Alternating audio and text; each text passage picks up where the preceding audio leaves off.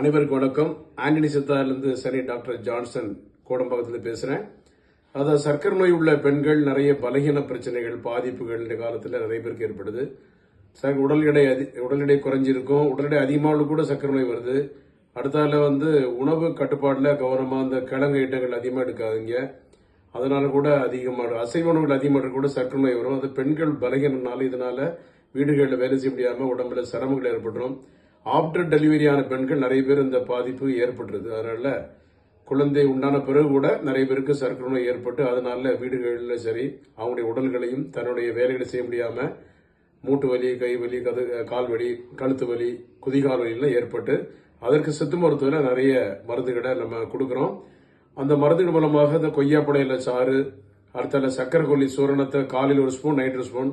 அது பிறகு உடம்பு மலச்சிக்கல் இருக்கு, சரியான முறையில் மலச்சிக்கல வரல, மலச்சிக்கல் இருந்தா மூலநோய் வந்துடும். அதுக்குரிய மருந்துகள் திரிபலா சூரணம், கடுக்காய், நெல்லிக்காய், தாண்டிக்காய், இது கூட இந்த மருந்துகளை கூட இரவு 2 ஸ்பூன் சாப்பிட்ட பிறகு ஹாட் வாட்டர் எடுத்துக்கலாம்.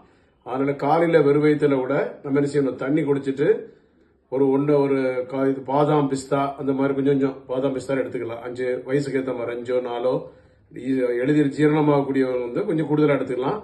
ஜீரணம் பிரச்சனை இருக்கவங்களுக்கு, டைஜஷன் ப்ராப்ளம் இருக்கவங்க கொஞ்சம் குறைச்சி எடுத்துக்கணும். அது சர்க்கரை உள்ளவங்க குறிப்பாக எடுத்தீங்கன்னா அந்த உடம்பு பலகீனத்துக்கு சரியாயிரும். அது பிறகு காஃபி டீ குடிச்சு விருப்பப்பட்டோம்னா பிரவுன் சுகர் போட்ட காஃபி டீயை குடிச்சிக்கலாம். வீட்டில் நல்லா வேலை செய்யுங்க. சர்க்கரை நோயை உணவுனால கட்டுப்படுத்த முடியுமே ஒழிய மருந்துனால குணப்படுத்த முடியாது. மீண்டும் ஒரு நேரில் சந்திப்போம். நன்றி, வணக்கம். Doctor G. Johnson, BSMS.